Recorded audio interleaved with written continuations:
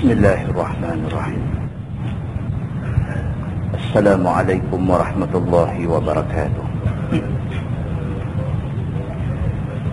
Alhamdulillah wa bihi nasta'in. Ashhadu an la ilaha illallah wa ashhadu anna sayyidana Muhammadan abduhu wa rasuluh. Wa nusalli wa nusallim ala hadzal nabiyil karim sayyidil mursalin wa ala alihi wa sahbihi ajma'in. Amma ba'd. Ayyuhal mu'minun ittaqullah. Usikum wa iyaya bitaqwallah faqad fazal muttaqun. Muslimin dan muslimat, mudah-mudahan dirahmati Allah Subhanahu wa taala. Di dalam sebuah hadis riwayat daripada Anas bin Malik radhiyallahu anhu, kata dia, ma su'ila Rasulullah sallallahu alaihi wasallam 'ala al-islam syai'an illa a'tahu wa laqad ja'ahu rajul fa'a'tahu ghanaman baina jabalain faraja'a ila qaumihi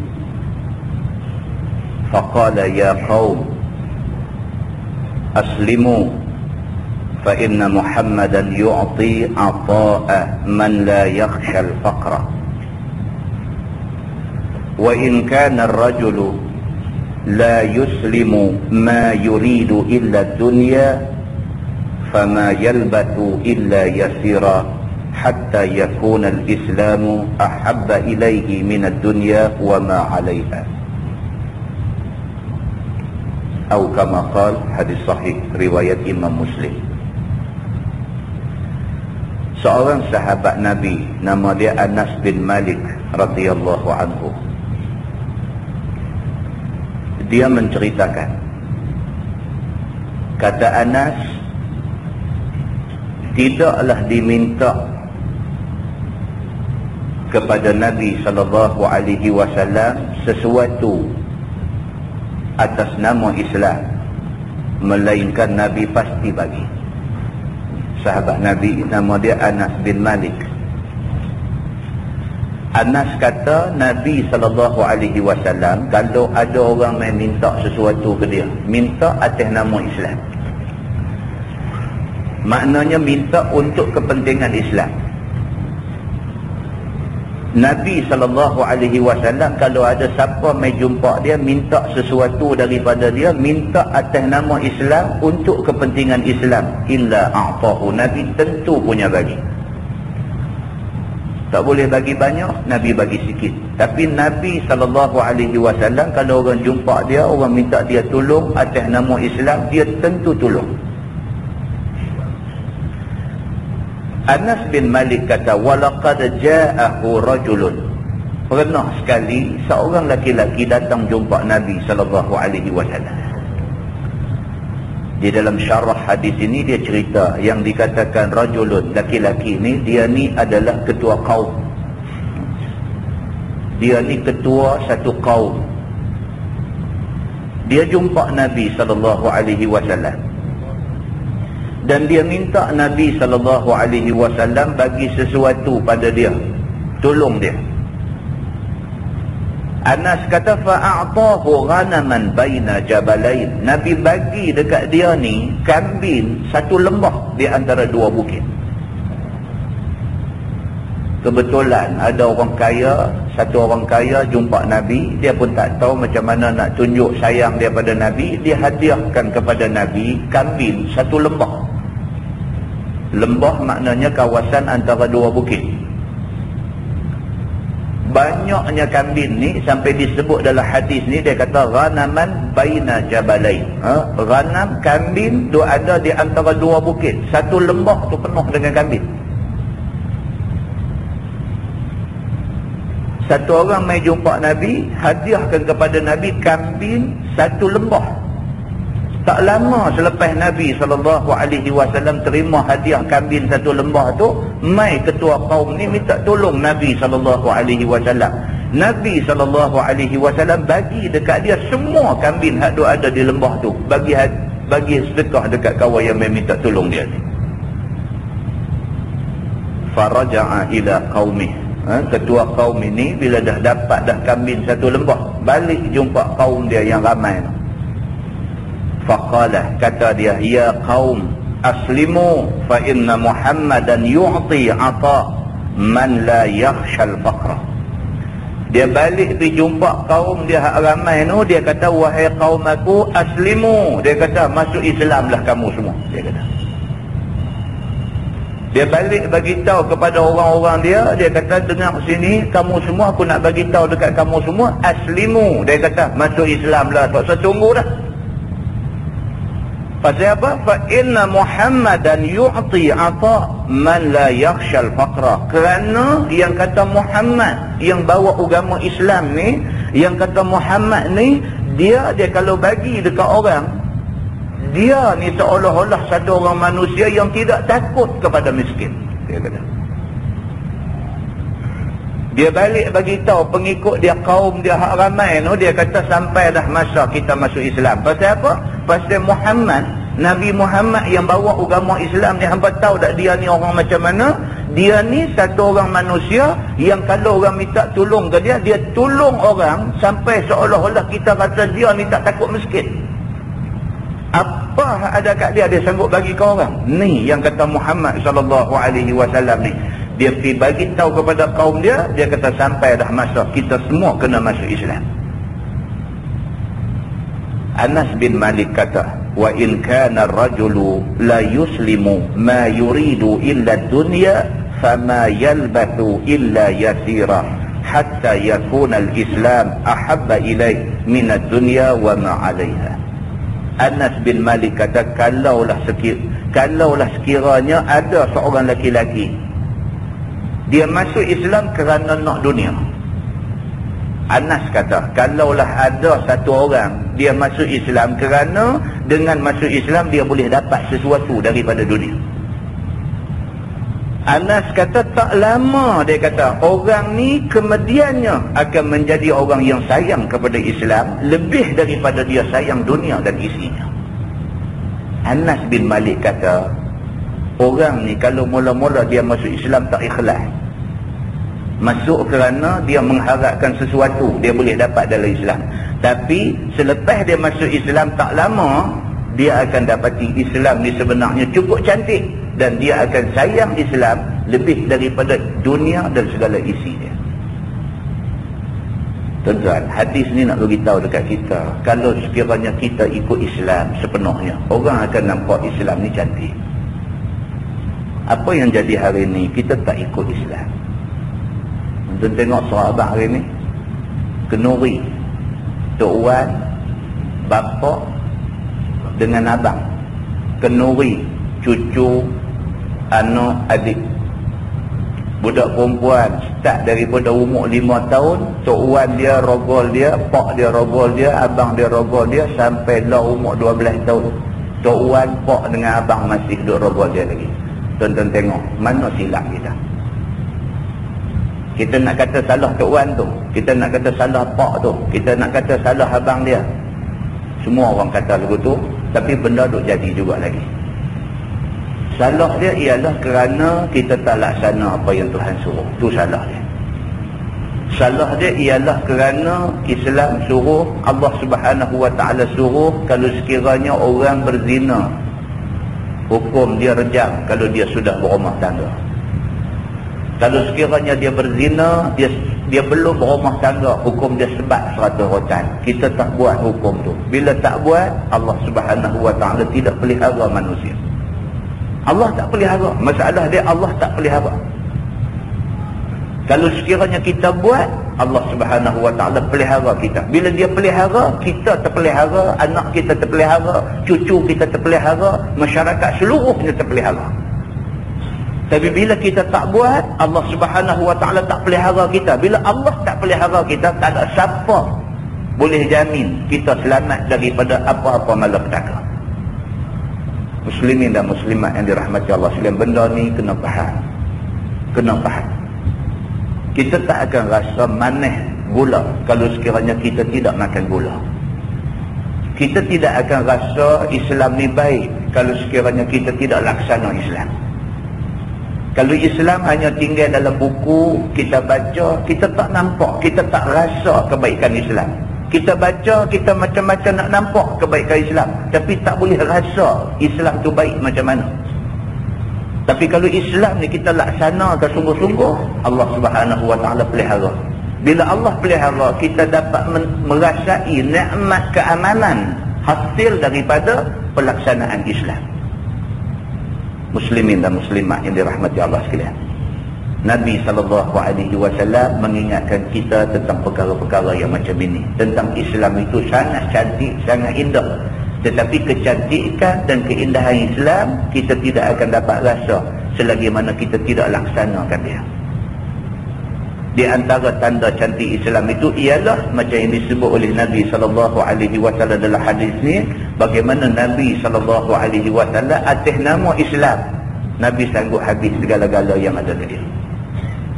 Dan sebuah hadis lain riwayat daripada Abi Hurairah radhiyallahu anhu, kata dia, qala Rasulullah SAW, ma min yawm yusbihul ibadu fihi illa malakani yanzilani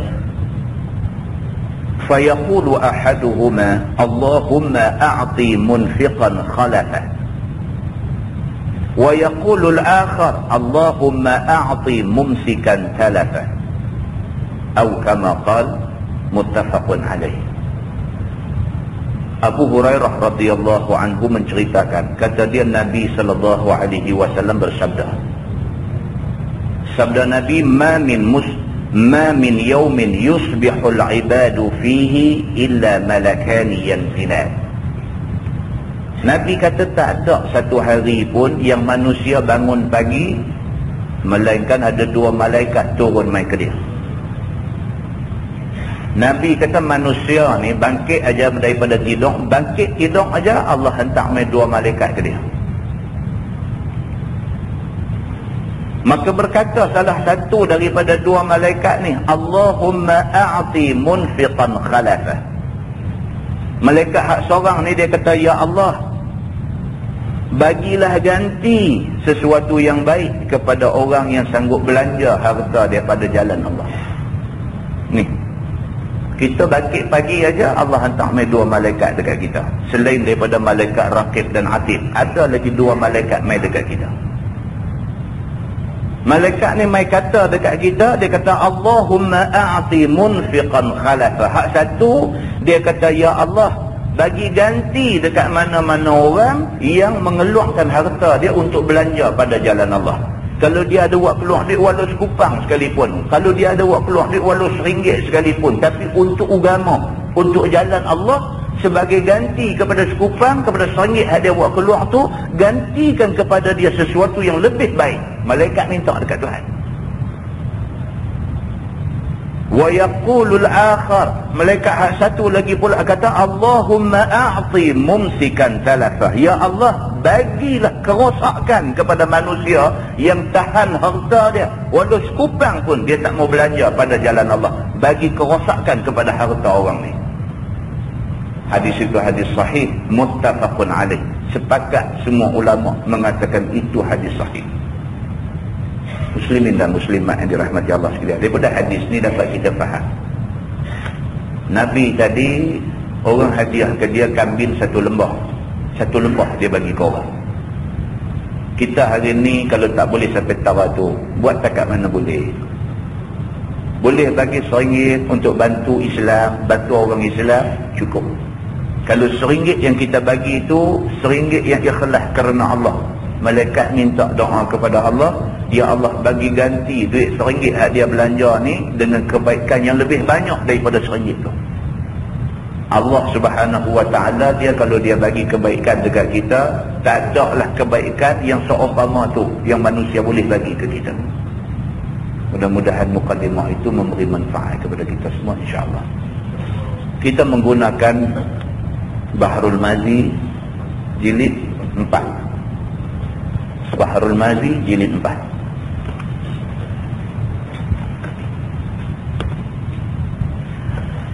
Muka surat 30. Muka surat 30. Kita masuk satu bab baru. Kata dia bab ma jaa fi taqsiris salat. Iaitu bab yang datang pada menyatakan mengqasarkan sembahyang fardu. Kita malam ni nak tengok bab sembahyang qasar. Kita dah bincang dah pada bulan lepas, yang dikatakan sembahyang qasar itu ialah sembahyang yang 4 rakaat buat 2 rakaat. Maka sembahyang zuhur, sembahyang asar, sembahyang isya yang 4 rakaat, bila kita buat 2 rakaat maka dipanggil sembahyang itu sembahyang qasar. Ketahuilah saudaraku, bagi orang yang musafir yang harus ia qasarkan sembahyangnya, maka bolehlah dia qasarkan sembahyang itu apabila ia berhenti singgah pada satu tempat.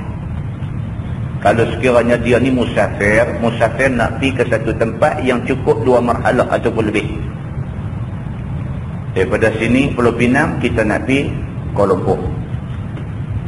Dalam perjalanan kita nak pergi Kuala Lumpur, kita berhenti, kita singgah di Bukit Merah. Singgah, kita boleh buat sembahyang qasar. Itu maksud dia.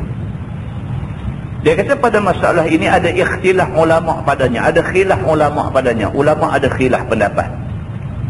Dia kata boleh lihat dalam masalah 87 yang akan datang. Sekali lagi kita akan jumpa cerita hak dia nak beritahu ni. Sebelum itu dia kata di sini boleh kita dengar hadis yang dikeluarkan oleh At-Tirmizi pada fasal ini juga. Lah ni dia kata dengar hadis dulu. Sekali kita buat cerita dia. Macam mana cerita dia? An Anas bin Malik radhiyallahu anhu qala kharaja an-nabi sallallahu alaihi wasallam min al-Madinah ila Makkah fa shalla rak'atain. Diriwayatkan daripada Anas bin Malik radhiyallahu anhu, kata dia telah keluar Nabi sallallahu alaihi wasallam daripada Madinah nak pergi ke Mekah kerana musafir untuk mengerjakan haji serta dengan sahabat-sahabatnya. Hadis ni nak cerita Nabi daripada Madinah nak pergi Mekah. Tujuan Nabi pergi Mekah kerana nak pergi buat haji. Begitu. Maka sembahyang Nabi akan 2 rakaat. Yakni dia qasarkan kepada segala sembahyang yang 4 rakaat, sehingga sampai berhenti singgah di Mekah pun Nabi qasar juga ya. Daripada Madinah nak pergi Mekah tu sembahyang yang 4 rakaat Nabi buat 2 saja. Dalam perjalanan sembahyang yang 4 rakaat Nabi buat 2, sampai di Mekah pun sembahyang yang 4 rakaat Nabi buat 2 juga. Begitu. Bila didengar oleh seorang daripada murid Anas yang bernama Yahya bin Ishaq akan kata Anas yang demikian itu, maka muridnya itu pun bertanya kepada Anas. Qala Yahya, qultu li Anasin kama aqama Rasulullah sallallahu alaihi wasallam di Makkah. Maka kata Yahya bin Ishaq, anak murid Anas bin Malik ini, kepada Anas bin Malik, tok guru dia.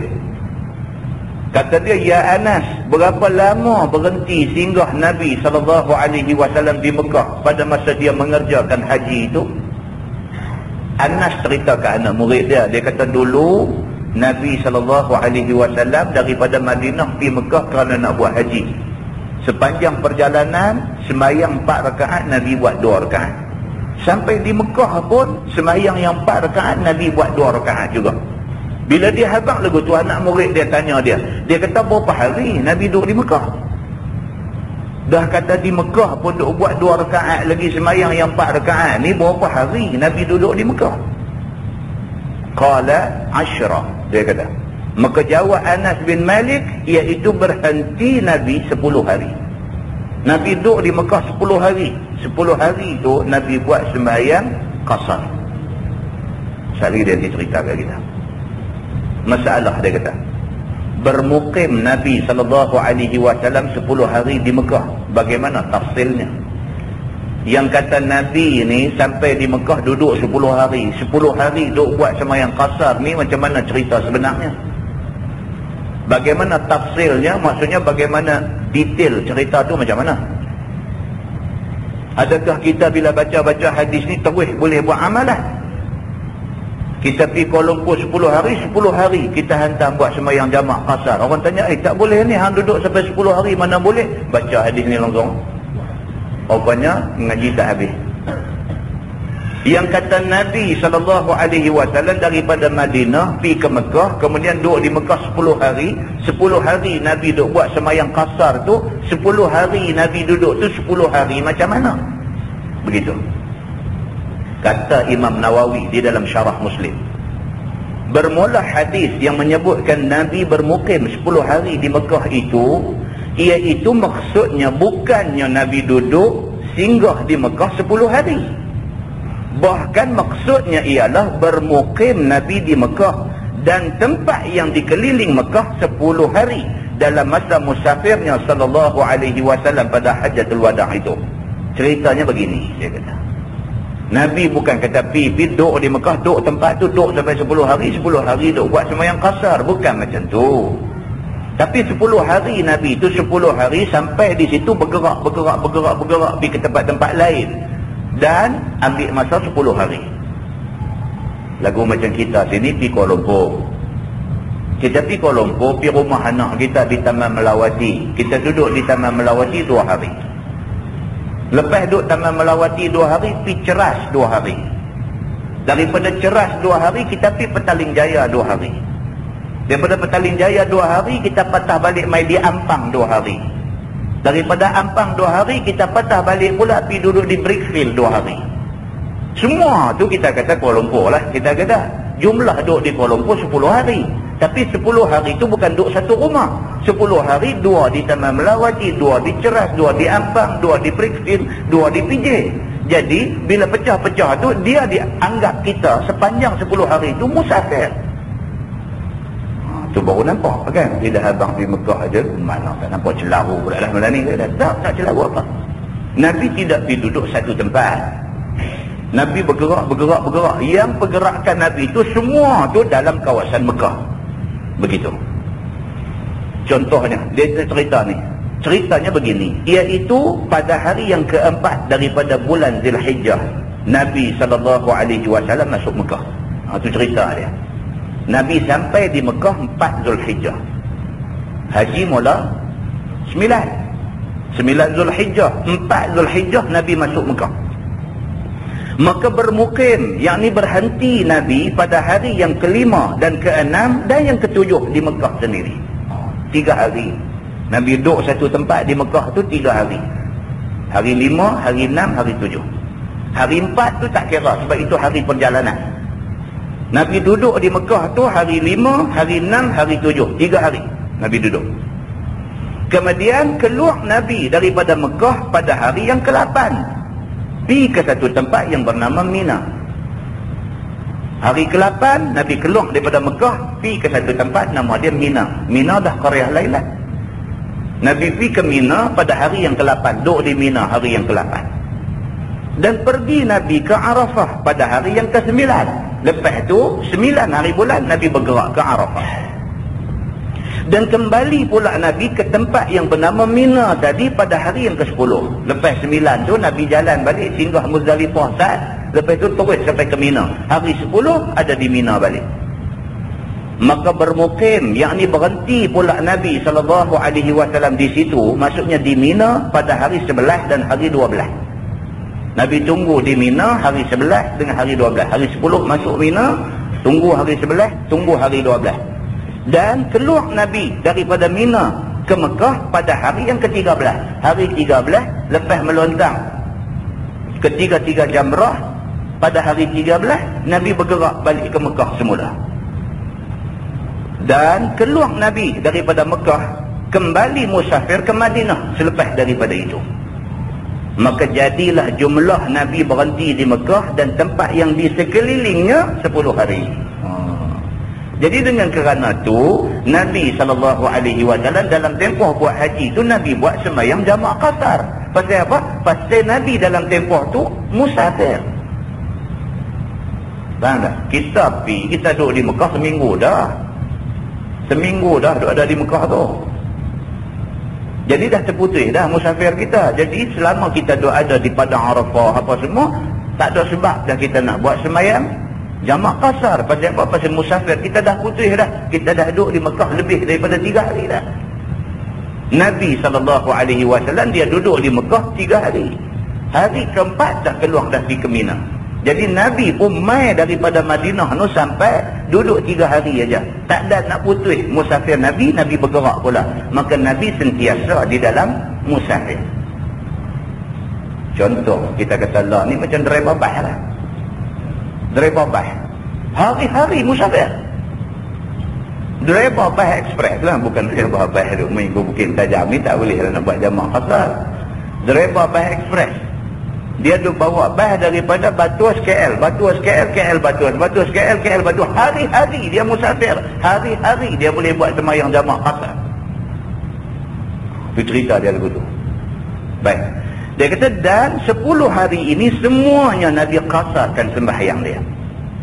Kata At-Tirmizi, dan pada bab ini ada riwayat daripada Ibni Abbas dan Jabir. Dan katanya lagi bermula hadis Anas itu ialah hadis yang hasan lagi sahih. Hadis ni hadis yang boleh buat hukum. Masalah dia kata qasar bagi orang yang bermukim dan ikhtilaf ulama padanya. Kata At-Tirmizi, dan sesungguhnya telah diriwayatkan daripada Ibni Abbas daripada Nabi SAW bahawasanya bermukim Nabi SAW pada setengah musafirnya 19 hari. Ada riwayat kata Nabi biasa bermukim 19 hari dan 19 hari itu Nabi buat sembahyang qasar. Begitu. Sembahyang ia 2 rakaat qasar pada sekalian sembahyang yang 4 rakaat. Kata Ibnu Abbas pada takwil ini riwayat, maka kami apabila bermukim kami kemudian daripada telah dapat Nabi SAW barang yang antara awal hari dan antara 19 hari, sembahyang kami 2 rakaat qasar. Sahabat kata kami ikut Nabi. Oleh kerana Nabi 19 hari duduk satu tempat, Nabi buat sembahyang qasar, kami buat macam tu juga. Dan jika melebih kami atas yang demikian itu, kami tamamkan sembahyang kerana tidak ada dalil hendak qasar bermukim ia lebih daripada itu. Dia kata kalau lebih daripada 19 hari baru kami sembahyang tamam. Sembahyang yang 4 kami buat 4. Kalau takat 19 hari, sembahyang 4 kami buat 2 ya. Begitu.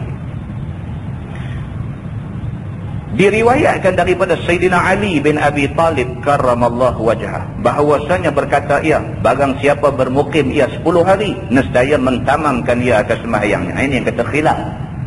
Sayyidina Ali kata tak boleh sampai 19. Dia kata takat 10 saja. Dia kata 10 hari kita duduk tempat tu, hari ke-11 kena sembahyang tamam. Tak boleh dah buat sembahyang qasar. Itu kata Sayyidina Ali. Dan diriwayatkan daripada Ibni Umar radhiyallahu anhuma, kata dia barang siapa bermukim dia 15 hari nescaya mentamam dia akan sembahyangnya. Kata Ibnu Umar pula, dia kata tak, 19 pun bukan, 10 pun bukan, dia kata 15 hari. Ini yang kata khilaf. Yang ni yang kata khilaf. Begitu. Dan sesungguhnya diriwayatkan daripadanya juga 12 hari. Dan kata apa nama Sayyidina Ali bin Abi Talib, dia pun kadang-kadang dia ubah pula. Dia kata tak, dia kata bukan 15 hari, dia kata 12. Dia kata ini yang kata khilaf. Biasalah khilaf benda macam ni berlaku. Kita akan jumpa di Masjid Seberang Jaya esok khilaf dari segi wudu. Kan? Khilaf dari segi wudu. Laki-laki perempuan sentuh batal tak wudu. Kita akan baca tajuk tu esok ni dan kita akan tahu. Kalau Imam Syafi'i dia pegang kata batal, apa alasan dia? Ada detail huraian dia ada di sana. Imam Ahmad bin Hanbal dia kata sentuh kalau tidak ada nafsu tak batal. Kita nak tengok apa alasannya. Kita akan tengok. Ini tuan-tuan, ini yang dikatakan khilaf pendapat di kalangan ulama. Okey, baik, kita baca yang ni lagi. Ni dia 19 hari, Sayyidina Ali kata 10, saya lagi Ibnu Umar dia kata tak, dia kata bukan 10, 15. Lepas tu Ibnu Umar juga kata bukan 15, 12, dia kata macam tu. Dan diriwayatkan daripada Sa'id bin Musayyab bahawasanya kata dia apabila bermukim ia nescaya sembahyang dia 4 rakaat. Sa'id bin Musayyab dia bukan sahabat, dia daripada kalangan tabi'in. Dia pula ada, dia kata kata bermukim aja, dia kata tak boleh dah. Tak boleh dah, kita mesti kena Semayang 4 rakaat tak boleh buat. Semayang 4 jadi 2 tak boleh lah. Dan diriwayatkan daripada yang demikian itu oleh Qatadah dan Atha al-Khurasani. Dan diriwayatkan daripadanya oleh Daud bin Abi Hind menyalahi yang demikian itu. Kata At-Tirmizi, dan telah bersalah-salahan ahlul ilmi kemudian daripada barang yang diriwayatkan di atas itu semuanya pada kasar bagi orang yang bermukim. Dan adapun Sufyan Ats-Tsauri dan ahlul Kufah, maka berjalan mereka itu mewaktukannya 15 hari. Adalah orang sokong 15, ada orang sokong 12, ada orang sokong 10, macam tu cerita dia. Dan berkata mereka itu apabila berniat mengumpulkan atas bermukim 15 hari pada satu tempat singgah misalnya, maka dengan semata-mata niat itu sudah wajib menyempurnakan sembahyang 4 rakaat. Dia kata kalau kita sampai Kuala Lumpur, ingat nak duduk 15 hari, terus kena buat sembahyang 4 rakaat. Tak boleh dah buat sembahyang qasar. Dan kata Al-Auza'i, apabila berniat mengumpulkan atas bermukim 12 hari, nescaya menyempurnakan dia akan sembahyangnya. Al-Auza'i pula dia kata kalau kita sampai tempat tu niat nak duduk 12 hari, terus kena sembahyang 4 rakaat. Tak boleh buat dah 2 rakaat. Yang ni semua sampai setakat tu dia bagi pening kepala kita. Start daripada ni, hak ni dengar betul-betul. Dia kata, dan kata Imam Malik bin Anas dan Imam Asy-Syafi'i dan Imam Ahmad bin Hanbal, 3 mazhab besar. Imam Malik, Imam Syafi'i dengan Imam Hanbali. 3 mazhab ni kata apabila berniat mengumpulkan atas bermukim 4 hari, nescaya menyempurnakan akan sembahyangnya. Ni aja kita ingat. Hak tadi dengar gitu sudah. Di sisi mazhab Syafi'i, kalau kita pergi Kuala Lumpur, kita sampai di Kuala Lumpur, kita ingat niat dalam hati kita, aku nak duduk di sini 4 hari. Bila ingat kata nak duduk 4 hari, saat lagi sembahyang zuhur kena buat 4 dah. Tak boleh dah nak buat jamak, tak boleh nak buat qasar dah, habis dah. Tapi kalau kita sampai di Kuala Lumpur, duk ingat nak duduk sehari, ataupun duk ingat nak duduk 2 hari, ataupun duk ingat nak duduk 3 hari, jangan lebih daripada 3. Sampai Kuala Lumpur aku nak duduk 3 hari. Sepanjang 3 hari itu boleh buat sembahyang jamak dan qasar. Yang tu kaul yang muktamad di dalam mazhab Syafi'i. Jadi kita duduk fikir dah lah. Tadi hak 15 hari, hak 12 hari, hak 10 hari, terus saya fikir dah. Yang tu semua adalah khilaf ulama. Kita ikut yang diputuskan oleh 3 mazhab ni, termasuk mazhab Syafi'i. Dia kata kita kalau sampai di tempat yang kita pergi ni, kita di sini Pulau Pinang pergi Kuala Lumpur, bila sampai sana niat nak duduk 3 hari ataupun kurang, maka dalam tempoh 3 hari kita boleh buat sembahyang jamak dan qasar. Tapi kalau kita sampai sana kita niat nak duduk 4 hari ataupun lebih, maka sampai itu dah tak boleh buat sembahyang jamak dan qasar. Sampai itu terus kena buat sembahyang tamam. Zuhur kena buat 4, asar kena buat 4, nak jamak pun tak boleh, nak qasar pun tak boleh dah. Begitu.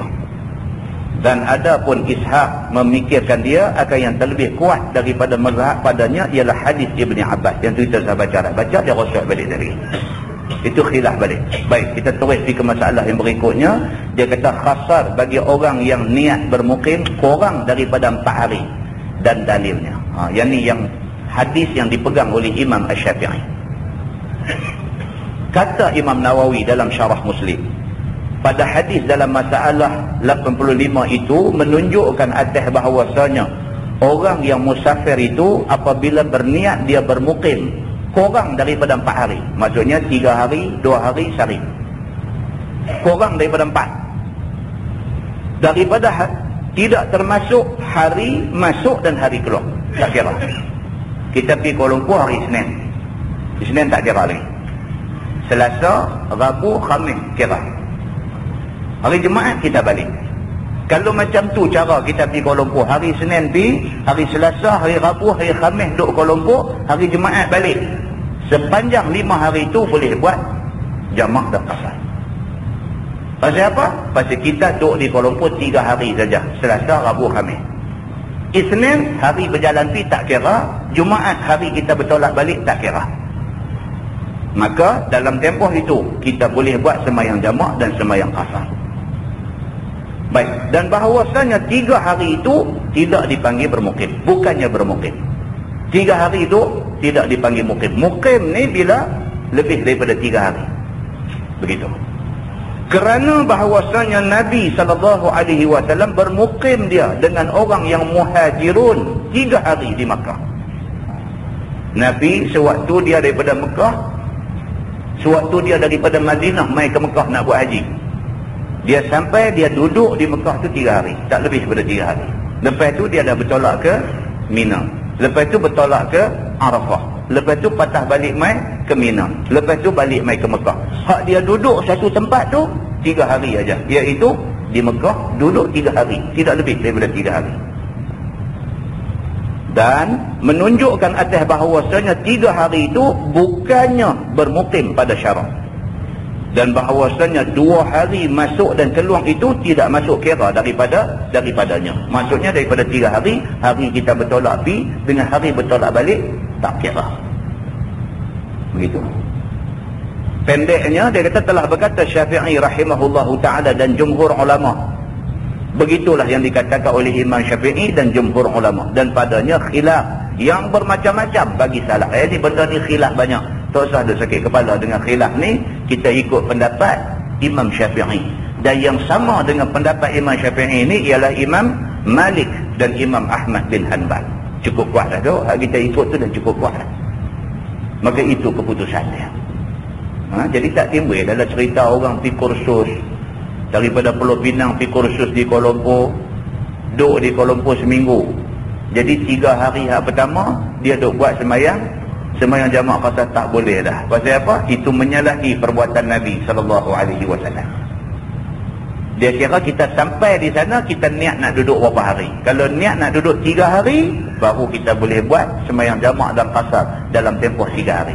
Kalau kita niat nak duduk lebih daripada 3 hari, sampai tu tak boleh buat dah semayang jamaah dan qasar.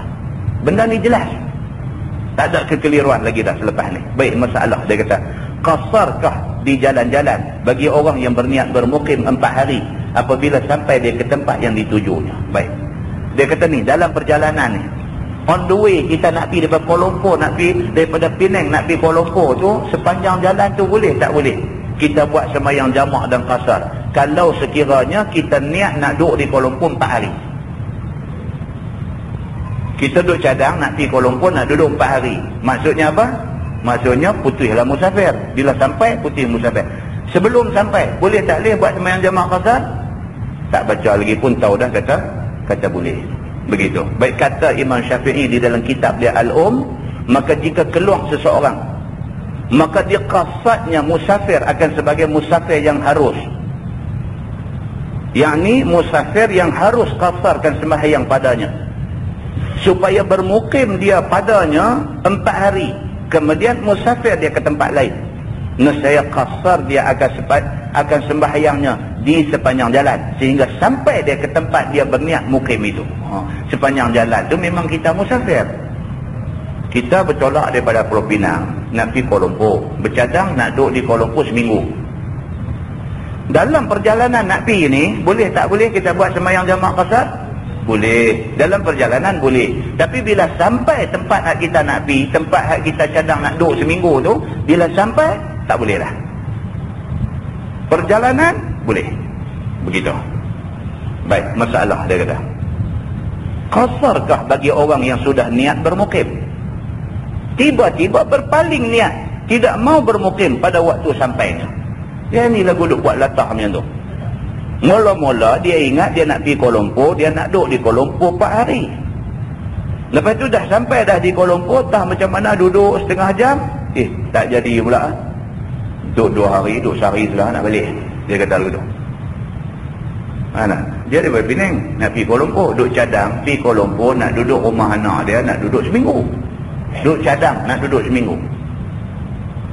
Sampai-sampai rumah anak dia duduk rumah haram, rumah setinggal. Tengok dengan DBKL main duduk peruntuh bangunan keliling rumah dan sebagainya. Dia kata, aku tak boleh duduk macam ni. Dia kata, hak cadang nak duduk seminggu tu cancel. Dia kata, aku duduk 2 hari ya, lepas tu nak balik. Baik, macam mana cerita ni? Dia pada asas sampai tadi ni, sampai mula tu cadang nak duduk lebih daripada 3 hari. Maknanya dari segi hukum, bila sampai tu dia dah tak boleh dah buat semayang qasar. Kemudiannya ubah pula fikiran, tak jadi duduk seminggu, nak duduk 2 hari. 2 hari boleh tak boleh? boleh pula kalau nak kira dari segi hukumnya. Tapi kes dia ni kes lain. Kes dia masa dia sampai niat nak duduk seminggu, musafir dia dah putus. Lepas tu dia ubah niat. Bila ubah niat, dia on balik dah, dia off dari ni. Dia boleh tak boleh buat sembahyang qasar balik? Kata Imam Syafi'i rahimahullahu ta'ala, maka jika sudah sampai seseorang ke tempat yang ia berniat bermukim 4 hari, tiba-tiba berniat pula pada waktu sampai itu tidak mau bermukim, nescaya menyempurnakan dia akan sembahyangnya. Tak boleh juga. Anda faham tak? Daripada Pulau Pinang nak pergi Kuala Lumpur, cadang nak duduk seminggu. Jadi bila sampai di tempat dia cadang nak pergi tu, dia dah tak boleh dah buat sembahyang jamak qasar, sebab dia niat nak duduk seminggu. Lebih pada 3 hari tak boleh dah. Dia duduk sampai belah petang tu, dia kata, ayah ingat tak ayah duduk seminggu lah. Ayah ingat esok ayah nak balik. Dia kata betul. Baik, malam tu dia nak sembahyang maghrib dengan Isya. Boleh tak boleh sembahyang Isya buat 2 rakaat? Boleh tak boleh? Dia kata tak boleh. Pasal apa tak boleh? Pasal tadi ni masa sampai tadi niat kata nak duduk seminggu. Bila niat kata nak duduk seminggu, putus dah musafir dia. Maka dia sudah jadi orang yang bermukim. Walaupun dia bercadang nak duduk 2 hari pula, dia tetap dah putus musafir dia. Begitu. Yang ni tuan kena dengar betul. Dia short. Dia short, dia boleh keliru benda ni. Dia dengar. Dengar betul. Tak faham, tanya langsung. Kan, tanya langsung maksudnya tanya lepas habis mengajar sekali lah. Kan, tulis setiap tanya. Tak lagi pergi buat keliru, pergi buat amal lagu lain tak betul, dah ibadat kita buat tak sah, lepas tu pergi tuduh kat Samsuri ajang lagu ni pula kita tak mahu. Kan, ini bagi faham betul-betul. Baik, kerana bahawasanya qasar itu tiada ia dengan niat musafir. Sebaliknya hingga telah tetap dia berangkat berjalan. Yang kata musafir tu kalau kita niat aja belum musafir lagi. Kita duduk di rumah, duduk ingat saat lagi lepas Aisyah lagi nak bertolak pergi Kuala Lumpur. Kita duduk cadang ni. Ni saat lagi mengaji saat lagi masuk sembahyang Aisyah, lepas sembahyang Aisyah balik rumah mengkaji nak pergi Kuala Lumpur. Kita niat nak pergi Kuala Lumpur ni, kita musafir tak lagi? Tak lagi. Dia kata tak musafir lagi. Bila kita ni pergi jadi musafir bila? Saat lagi ni. Balik rumah start kereta keluar daripada qaryah baru start musafir. Niat tak start lagi. Begitu. Maka apabila keluar dia daripada tempat niat bermukim tadi kerana musafir, maka haruslah dia qasar. Dan disempurnakannya sembahyang dengan niat bermukim, kerana bermukim itu dengan niat. Berbeza dengan musafir. Musafir niat tak jadi musafir lagi. Keluar tu baru kira musafir. Mukim dia kira niat. Kita sampai di Kuala Lumpur, niat kata nak duduk seminggu. Niat sudah memutuskan musafir kita. Kita sudah jadi mukim. Sebab mukim boleh jadi dengan niat saja. Dah nampak tak? Ini berat sikit berat. Dah tahu? Anak-anak tuan-tuan mengaji sekolah agama, mengaji pondok, pergi sampai peringkat universiti mengaji agama, dia mengaji lebih rosak daripada ni lagi. Ni kira ringan Dia mengaji lagi rosak daripada ni. Kaedah fiqh kot tu mai, hadis kot ni mai, sat lagi hadis dengan hadis nampak macam bertembung, nak selesai macam mana, lagi susah. Kan? Setengah orang kata agama senang kan? Anak dia periksa ambil mata pelajaran agama di sekolah, dapat keputusan tak elok, dia marah. Apa hang pelajaran senang macam ni pun tak boleh. Dia main mengaji jamak qasar malam ni, dia rasa payah. Rupa-rupanya dia rasa payah ni senang, ada lagi hak lagi payah betul ni. Dia nak cerita je lagu tu. Enggak, nak ceritanya lagu tu. Jadi benda ni apa pun tak jadi payah kalau sekiranya kita bertekun, belajar, kita dengar betul-betul, kita faham sungguh-sungguh, tak payah. Hak payah ni main mengaji sekali tak main 3 kali. Payah tengok. Pasal benda ni dia sambung daripada bulan lepas sambung daripada bulan sebelum tu. Dia 2 bulan tak main, malam ni main dia jadi payah sikit lah. Pegang kepala berasa panas aja, balik kena makan Panadol. Kan? Kalau ikut daripada awal dia tak ada payah tak mana. Dia begitu. Baik, sambung. Masalah dia kata, yang ni tuan-tuan lagi nak kena dengar elok-elok. Dia duk main contoh ni. Bila dia main contoh ni, kalau kita tak tangkap satu ayat saja, sekali kita tak faham. Dengar elok-elok. Masalah dia kata, Qasarkah seorang yang berniat hendak bermukim 4 hari di negeri yang akan ditempuhinya? Bukannya negeri yang hendak diperginya. Tu dah dia main lagu tu pula. Maksud dia apa? Maksudnya dia duduk di sini, duduk di Bukit Mentajam, duduk di Pulau Pinang. Nak pergi Kuala Lumpur. Dia duduk cadang, dia nak singgah tidur di Parit Buntang. Dan di Parit Buntang tu dia bercadang nak bermukim. Bila kata bermukim, maksud dia apa? Lebih pada 3 hari. Ni, tak lagi lepas sembahyang Isya nak bertolak ke Kuala Lumpur. Musafir dia tu ke Kuala Lumpur, itu matlamat dia. Tapi dalam perjalanan nak ke Kuala Lumpur tu duduk cadang, nak tidur rumah anak di Parit Buntang, nak tidur 4 hari di situ. Cerita dia. Baik, cuba tengok. Kata Imam Syafi'i, dan jikalau keluar seseorang kerana musafir pada satu negeri yang bermukim ia di dalamnya 4 hari, kemudian hendak musafir ke negeri lain pula, maka hendaklah tilik. Dalam kes tadi, kes dia daripada Pulau Pinang nak pergi Kuala Lumpur, tapi nak singgah di tengah jalan, kita kata Parit Buntang.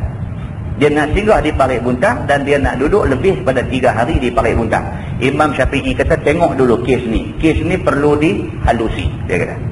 Yang pertama, jika tiada di negeri yang berniat ia pergi pada mula-mulanya itu daripada negeri yang sejauh boleh qasar sembahyang, nescaya tiada qasar akan dia kata. Kalau sekiranya tempat dia nak singgah tidur, tempat dia nak singgah tidur lebih daripada 3 hari, tempat dia nak singgah tidur 4 hari itu, tempat tu dengan tempat dia nak bertolak api, tak boleh musafir. Maksud dia apa? Parit Buntang lah. Pulau Pinang nak singgah Parit Buntang, Pulau Pinang dengan Parit Buntang tak boleh lagi nak buat sembahyang jamak qasar, tak cukup 2 marhalah. Kita ulang baca di sini. Kata Imam Syafi'i, dan jikalau keluar seorang kerana musafir pada satu negeri yang bermukim ia di dalamnya 4 hari, kemudian hendak musafir ke negeri lain pula, maka hendaklah tilik, iaitu jika tiada di negeri yang berniat ia pergi pada mula-mulanya itu daripada negeri yang sejauh boleh qasar sembahyang, nescaya tiada qasar akan dia. Itu dia. Kalau tempat dia nak pergi tu, tempat tu tak cukup jarak dia untuk nak buat qasar sembahyang, maka tak boleh buat sembahyang qasar. Begitu. Baik. Maka apabila keluar dia daripadanya, dia keluar daripada Parit Buntang, maka tilik pula, iaitu jika ada negeri yang hendak dipergi itu sejauh boleh qasar sembahyang, nescaya boleh ia qasar dari tempat yang ia keluar yang diniatnya bermukim 4 hari itu. Dan jika tiada ada ia sejauh boleh qasar sembahyang, nescaya tiada diqasarkan dia. Dia lagu ni, dan tu peduli ayat dia tu, dengar saya cakap. Ayat ni kadang-kadang dia lagi tak faham. Dia lagu ni, kita duduk Pulau Pinang, kita niat nak pergi Kuala Lumpur, tapi sebelum nak pergi Kuala Lumpur, kita bercadang nak tidur di Parit Buntang. Kita bercadang nak tidur di Parit Buntang 4 malam. Bila 4 hari ataupun 4 malam, lebih daripada 3 lah. Okey, jadi Imam Syafi'i kata apa? Kita nak pergi Kuala Lumpur, tapi oleh kerana kita singgah Parit Buntang duduk lebih pada 3 hari, kita tak boleh buat sembahyang jamak qasar di Parit Buntang. Selesai, satu bab. Bab yang kedua pula, selepas daripada dia duduk 4 hari di Parit Buntang, dia nak pergi Kuala Lumpur, boleh tak boleh dia sembahyang jamak qasar? Boleh. Pasal Parit Buntang Kuala Lumpur lebih daripada 2 marhalah. Selesai. Masalah kedua, dia duduk Pulau Pinang, dia nak pergi Ipoh. Dia duduk Pulau Pinang, dia nak pergi Ipoh. Pulau Pinang Ipoh boleh buat sembahyang jamak qasar tak? Boleh. Pasal lebih daripada 90 km. Tapi Syekh ni, dia bertolak daripada Pulau Pinang, dia pergi tidur di Bagan Serai dulu. Tidur di Bagan Serai lebih daripada 3 hari. Maknanya dia ke Bagan Serai tak cukup 2 marhalah, dia tak boleh buat sembahyang jamak qasar. Yang kedua, kerana dia duduk di Bagan Serai lebih daripada 3 hari, musafir dia dah putih. Saat lagi dia nak terus pula perjalanan, Nak kira musafir daripada Pulau Pinang ke Ipoh ke daripada Bagan Serai ke Ipoh? Daripada Bagan Serai ke Ipoh. Tengok pula cukup ke tak. Kalau cukup 2 marhalah, boleh. Kalau tak cukup, tak boleh. Dia nak abang kata sukatan tempat tu berdasarkan kepada tadi ni. Kalau dia daripada Pulau Pinang nak pergi Ipoh, dia nak tidur di Bagan Serai, sehari aja. Okey, di Bagan Serai selama dia tidur sehari tu dia boleh buat sembahyang jamak qasar, lepas tu dia terus ke Ipoh. Dia dikira jarak musafirnya daripada Pulau Pinang ke Ipoh. Sebab apa? Sebab tidur sehari di Bagan Serai tidak memutuskan musafir dia. Tapi kalau sekiranya dia daripada sini nak pergi Ipoh, pada asalnya dia boleh buat sembahyang jamak qasar. Tapi oleh kerana dia singgah di Bagan Serai, duduk lebih pada 3 hari, musafir dia dah putih. Dia pergi Bagan Serai pun tak boleh buat sembahyang jamak qasar. Lepas 4 hari nak bertolak ke Ipoh pun tak boleh buat sembahyang jamak qasar. Sebab sini pun tak cukup 2 marhalah, sana pun tak cukup 2 marhalah. Sebab apa? Sebab musafir dia terputih di Bagan Serai kerana dia tidur lebih daripada 3 hari. Tuan boleh faham? Kalau macam tu tak payah baca lah. Kan? Baca sekali lagi dia nak rosak balik. Dah baca lah. Ya. Baik, kita tengok bawah pula. Qasarkah bagi orang yang hendak pulang ke negerinya? Ini cerita tadi, cerita nak pergi. Lah dia ada di Kuala Lumpur nak balik mai kampung dia. Adakah dia boleh buat sembahyang jamak qasar? Sudah baca juga. Sebab apa? Sebab dia nak abang sama macam kes di atas. Sama macam kes di atas. Pergi dengan balik sama. Kalau dia balik, katalah daripada Ipoh, dia nak balik mai Pulau Pinang, dia straight aja Ipoh balik Penang, dia boleh buat sembahyang jamak dan qasar.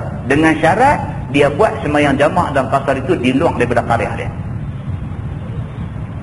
Kalau dia duduk qaryah Tasik Gelugong, dia balik daripada Ipoh, dia nak sembahyang di Tol Juru buat jamak qasar pun boleh, dia nak singgah sembahyang masjid Seberang Jaya pun boleh, dia nak lajak pergi masjid Nyok Sebatang pun boleh, dia lajak pergi sampai masjid Pokok Macang pun boleh lagi. Lepas Pokok Macang, tunggu sampai makan sampai Macang aja. Tak boleh lah.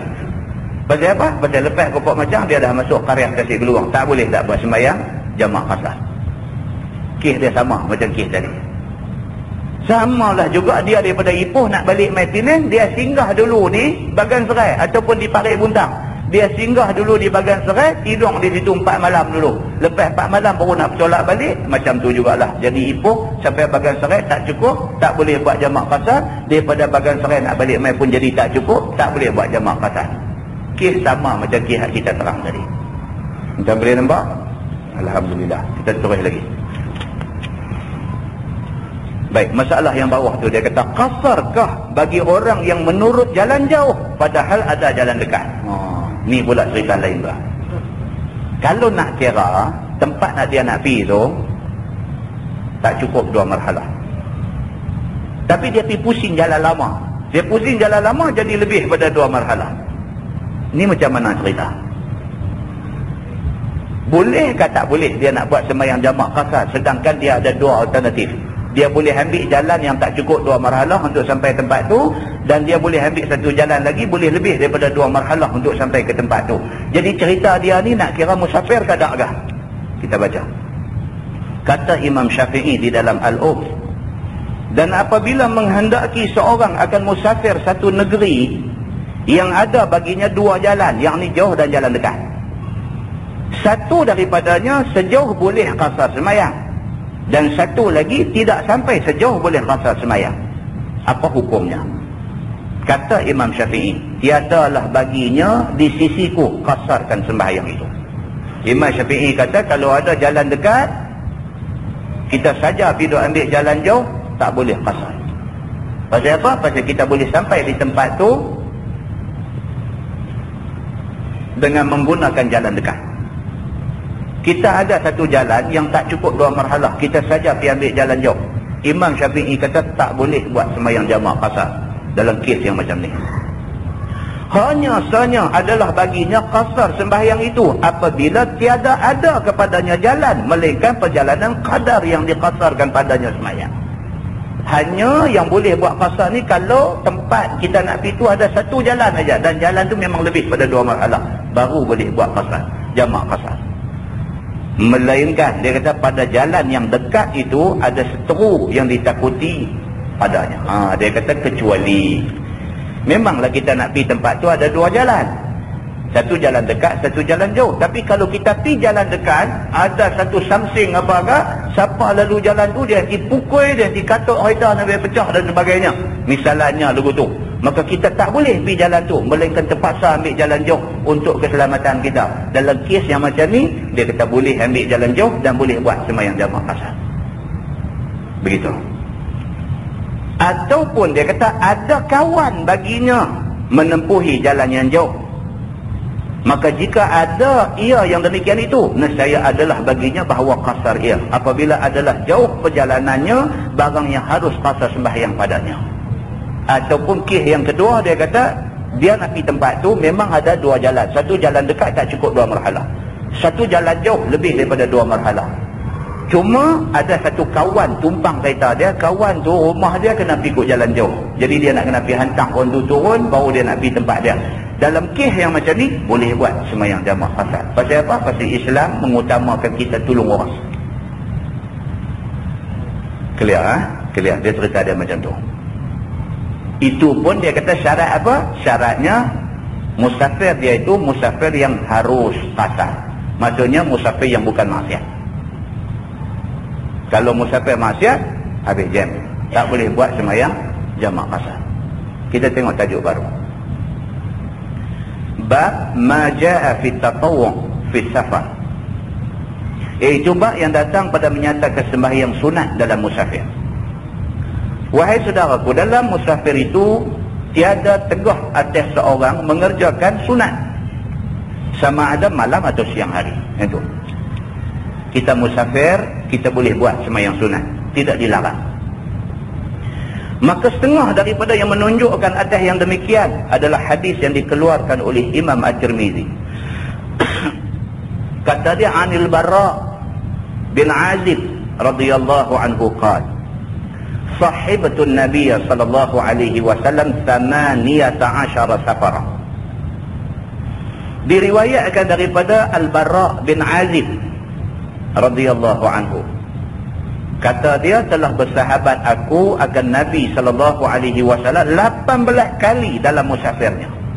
Ni sahabat ni yang bernama Al-Barra ni, dia kata aku musafir dengan Nabi 18 kali seumur hidup aku, dia kata. Fama ra'aituhu taraka ar-raka'ataini idza zaghati syamsu qabla adh-dhuhri. Maka tidak aku lihat akan dia, yakni akan Nabi, meninggalkan 2 rakaat sunat qabliyah apabila cenderung matahari dahulu daripada zuhur. Dia kata aku musafir dengan Nabi 18 kali. Dalam tempoh musafir 18 kali itu, dia kata aku tengok Nabi tak pernah tinggal sunat qabliyah zuhur. Dia kata begitu. Kata At-Tirmizi, dan pada hadis ini ada riwayat daripada Ibni Umar radhiyallahu anhuma. Masalah dia kata, sembahyang sunat di dalam musafir dan khilaf ulama padanya. Kata At-Tirmizi, diriwayatkan daripada Abdullah bin Umar radhiyallahu anhuma bahwasanya Nabi sallallahu alaihi wasallam adalah dia tiada sembahyang sunat di dalam musafir dahulu daripada waktu sembahyang dan tiada kemudian daripadanya. Itu dia. Ni pula dia kata Abdullah bin Umar radhiyallahu anhuma, dia kata Nabi sallallahu alaihi wasallam adalah ia tiada sembahyang sunat dalam musafir dahulu daripada waktu sembahyang dan tiada kemudian daripadanya. Ada pula hadis riwayat kata Abdullah bin Umar Al-Khattab, dia pula kata dia tak pernah tengok Nabi sembahyang sunat ketika musafir. Sunat qabliyah dengan sunat ba'diyah, dia kata aku tak pernah tengok Nabi buat. Hadis tadi Al-Barra bin Azib, sahabat Nabi juga, dia kata dia 18 kali musafir dengan Nabi, tak pernah dia tengok Nabi tinggal sembahyang qabliyah zuhur. Mai Abdullah bin Umar, anak Umar Al-Khattab ni pula, dia kata dia tak pernah tengok pula dah Nabi sembahyang sunat qabliyah dan sunat ba'diyah ketika Nabi dalam musafir. Nampak tak? Dia nampak dua riwayat tak sama. Kita baca. Dan diriwayatkan daripadanya, yakni daripada Abdullah bin Umar, anak Sina Umar Al-Khattab juga, kata dia daripada Nabi SAW bahawasanya adalah ia, yakni adalah Nabi sembahyang sunat dalam musafir. Pula dah ada pula hadis kemudian tu, dia kata dia biasa tengok Nabi buat pula. Biasalah hadis ni, kadang-kadang masa ni dia tengok memang dia tak pernah nampak Nabi buat. Mai satu masa pula dia nampak Nabi buat pula. Dia abang juga. Sudah ada 2 hadis nampak macam bercanggah. Begitu. Kemudiannya telah bersalah-salahan ahlul ilmi. Kemudian daripada wafat Nabi SAW. Bila wafat Nabi, ulama-ulama ni duk tengok hadis-hadis ni. Abdullah bin Umar ni sat dia kata dia tak pernah tengok Nabi buat sunnah qabliyah ba'diyah dalam musafir. Sat pula dia kata dia tengok Nabi buat. Maka bersalah-salahan ulama. Maka telah memikir setengah daripada sahabat Nabi SAW bahawasanya mengerjakan sunat ataupun tatawwu' oleh seorang laki-laki di dalam musafirnya kerana menambah-nambahkan khair, bukannya disuruh dengan tidak boleh, tidak, hanya diringankan suruhnya. Akhirnya ulama buat kesimpulan macam ni, orang yang musafir semayang sunat qabliyah ba'diyah ni kalau boleh buat bagus, kalau tak boleh buat pun tak apa, dia tak ditekankan sangat suruh buat. Ulama ambil jalan tengah macam tu. Bagi orang yang musafir, sunat qabliyah dengan ba'diyah ni kalau dia nak buat juga dia cukup bagus. Tapi kalau dia tak buat, tak apa, tak ada apa-apa, sebab sunat tu bukanlah sunat yang diberatkan suruh buat. Dia kata begitu. Dan dengan dialah berkata Imam Ahmad dan Ishaq, dan tiada memikir satu taifah daripada ahli ilmi akan sembahyang sunat dahulu daripada fardu dan kemudiannya ketika musafir. Maka dengan kerana tu ada sebahagian ulama kata lah ni macam ni, bila kita musafir tak usah buat sunat qabliyah ba'diyah. Begitu. Dan bermula makna perkataan ahlul ilmi yang mengatakan tidak sembahyang sunat di dalam musafir itu, iaitu qabul rukhsah, artinya terima rukhsah, yakni ikut suka, dia kata. Bukan ada suruh dengan kuat ataupun dengan ringan, hanya ikut suka saja. Sebahagian ulama pula kata lah lagu ni rasa duk tengkang lah, siapa nak buat tak buat sudah. Lagu tu. Tentu benda macam ni kadang jadi punca, betul. Kan macam pertikaian tentang sembahyang sunat qabliyah maghrib. Kan? Ada satu orang kata, saya heran, dia kata pasal apa ada setengah masjid sebelum sembahyang maghrib ada sunat 2 rakaat, ada setengah masjid lepas-lepas bang qamat terus tak ada sunat qabliyah. Heran betul lah, betul-betul ni kena buat ke tak kena buat? Ada orang dia lagu tu, dia guna perkataan kena buat ke tak kena buat. Sembahyang sunat ni nak buat tak buat sudah, itu kata sunat. Dia duk kira kena buat ke tak kena buat. Samalah kesnya dengan sujud sahwi. Sujud sahwi ni sunat. Kalau sekiranya jadi apa-apa benda dalam sembahyang kita, yang benda tu disunatkan kita sujud sahwi, jadi ayat yang sebenarnya ialah disunatkan sujud sahwi. Tapi ada setengah orang dia kata kena sujud sahwi. Bila kata kena sujud sahwi, dia kata tak buat kira batal ya. Dia faham dulu tu. Dah, sujud sahwi tu pun sunat, disunatkan sujud sahwi. Kalau dia tak buat sujud sahwi, sembahyang dia sah juga. Kalau dia buat, itu lebih baik. Macam tu cerita dia. Jadi ulama pun bila tengok lumai ribut macam ni betul-betul ni dalam musafir ni ada tak ada sunat qabliyah dengan sunat ba'diyah. Sebahagian ulama kata lah lagu ni lah, dia kata ikut suka hang lah. Hang berasa hang nak buat, hang buat bagus. Kalau hang berasa tak buat pun tak apa. Begitu. Maka barang siapa mengerjakan sembahyang sunat di dalam musafir, maka baginya pada yang demikian itu kelebihan, yakni pahala yang banyak. Dia kata kalau siapa buat pahala banyak, dia kata begitu. Dan ialah perkataan kebanyakan ahlul ilmi. Ahlul ilmi ni maksudnya ulama lah, ahli ilmu. Memilih mereka itu akan tatawwu' di dalam musafir. Alim ulama yang besar-besar, yang warak-warak, mereka kata sembahyang sunat dalam musafir ni kalau buat memang cukup besar pahala. Begitu. Kerana disuruh demikian itu, tetapi bukannya suruh yang kuat seperti waktu tidak musafir, bahkan ringan sikit. Dia kata kalau waktu tak musafir, waktu kita biasa main masjid ni, dia kata agama suruh buat sembahyang sunat qabliyah ba'diyah ni. Suruh ba'diyah maghrib, ba'diyah Aisyah, dia kata suruh ni suruh yang kuat. Sunat, tapi suruh tu suruh yang kuat. Tapi masih sunat. Kalau tak buat tak berdosa. Tapi waktu musafir dia suruh tak kuat. Ringan sangat suruhan dia. Siapa buat? Memang cukup bagus. Tapi tuan-tuan, benda ni tuan-tuan, saya nak tambah satu lah. Kita kena cerdik lah. Kita kena cerdik. Cerdik maksud dia lagu ni. Bila kita musafir, Pulau Pinang nak pergi Kuala Lumpur, kita singgah duduk semayang jamak qasar di surau-surau Lebuh Raya. Orang hak musafir ni ramai. Jadi janganlah kita ambil tempat tu lama sangat. Orang duk queue nak masuk, nak guna. Tempat tu limited. Tempat tu terhad. Masuk mai satu pak lebay mana ke, dia jadi imam semayang, siap dengan wirid sampai komplit set punya wirid. Yang orang nak buat fardu, semayang fardu, yang dia duk buat wirid sunat. Kerana dia buat wirid sunat, orang semayang ujung waktu. Dia ni orang panggil pak lebay tak cerdik. Ada tak jadi di surau-surau Lebuh Raya macam ni? Cukup banyak jadi. La ilaha illallah.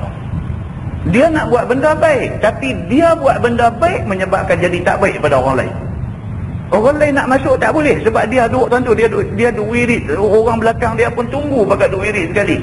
Orang nak semayang fardu. Nampak tak? Yang ni kata kena cerdik.